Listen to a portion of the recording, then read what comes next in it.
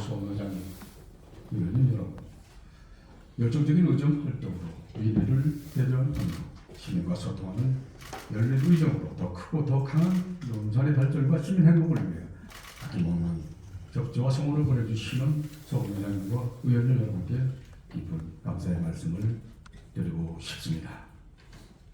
지난 10월 6일 제250회 논산시의회 제2차 정례회 제3차 본회의에서 서승길 위원님께서 질문해 주신 논산시 시설관리공단 설립 관련 건의에 대해서 답변드리도록 하겠습니다. 2021년 5월 논산시가 보유하고 있는 공공시설의 전문적이고 효율적인 관리 방안 마련을 위해 논산시 시설관리공단 설립에 대한 타당성 검토 영역을 착수한 바가 있습니다.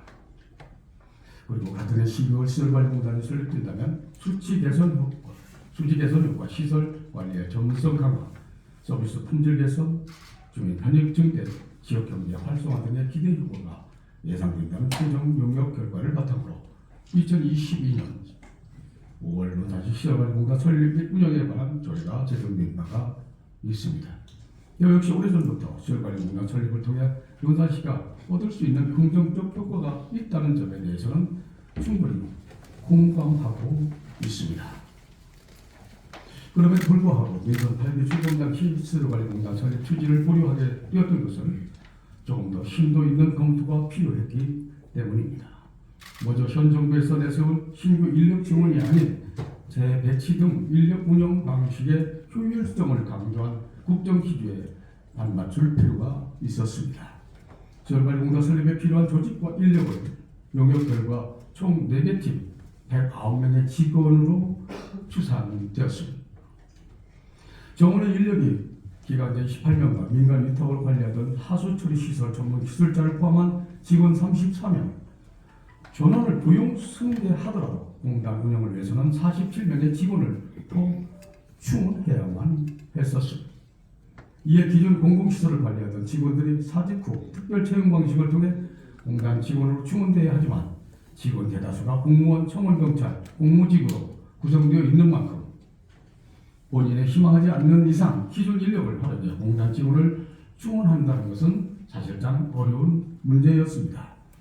결국 적정 규모의 인력 운영을 통해 예산 절감이 가능하다는 기대와 달리 기존 공공시설을 관리하던 공무원 등의 퇴직을 통해 자연 감소되기 전까지는 인력을 계속 유지하면서 부족한 공단 직원을 충원하기 위한 대규모 신규 채용이 필요했기에 과도한 인건비 증가 부담을 걱정하지 않을 수가 없었습니다. 아울러 저희 역시 정책 결정과 추진에 있어 시민 의견 수렴을 최우선으로 고려하고 있습니다. 하지만 용역을 통해 실시된 설문조사에서는 설문 항목에 따라 상반된 결과가 나왔습니다. 시설관리공단 설립을 찬성한다는 시민 의견은 52.7%로 과반수 이상이었지만 공공시설별 관리 주체 적절성을 묻는 설문에서 10개 시설 모두가 공단보다 직영 방식이 적절하다는 시민 의견이 나왔습니다. 이들 6개 공공시설의 관리 주체 적절성에 대한 응답 의견을 모아 평균값으로 비교해 본 결과 직영은 46.5%, 공단은 33.5%로 직영 방식이 적절하다는 시민 의견이 13% 더 높았습니다. 또한 당시 운영되고 있지 않던 시청 공영주차장을 제외하고 직영 또는 민간 위탁 방식으로 운영되던 5개 공공시설에 대한 만족도 조사 결과 역시 평균값을 기준으로 만족 55.7%, 불만족 3.1%로 만족하다는 시민 의견이 과반수 이상이었습니다. 이 밖에도 시설관리공단 건물 건립을 위한 비용 문제, 그리고 지방공공기관 통합 공시에서 보여준 지방공단의 예산 규모, 직원 수, 신입사원 평균 임금, 부채 규모, 부채 비율 등 매년 증가세를 보이는 통계 자료를 살펴보았을 때 시설관리공단 설립 용역 결과에 대해 마냥 낙관만 할 수는 없었습니다. 이러한 종합적인 검토를 바탕으로 다시 한번 깊게 고민하였고 결국 시설관리공단 설립 추진을 보류하게 되었던 것입니다. 또한 현 시점에서 당장 시설관리공단 설립을 재추진한다는 것 역시 어려운 상황입니다. 불안정한 경제 상황과 깊어지는 경기 침체에 기인한 세수 감소 영향으로 시 재정 운영에 있어 어려움이 예상되며 불가피한 경우 긴축 재정으로 전환이 필요할 수도 있기 때문입니다.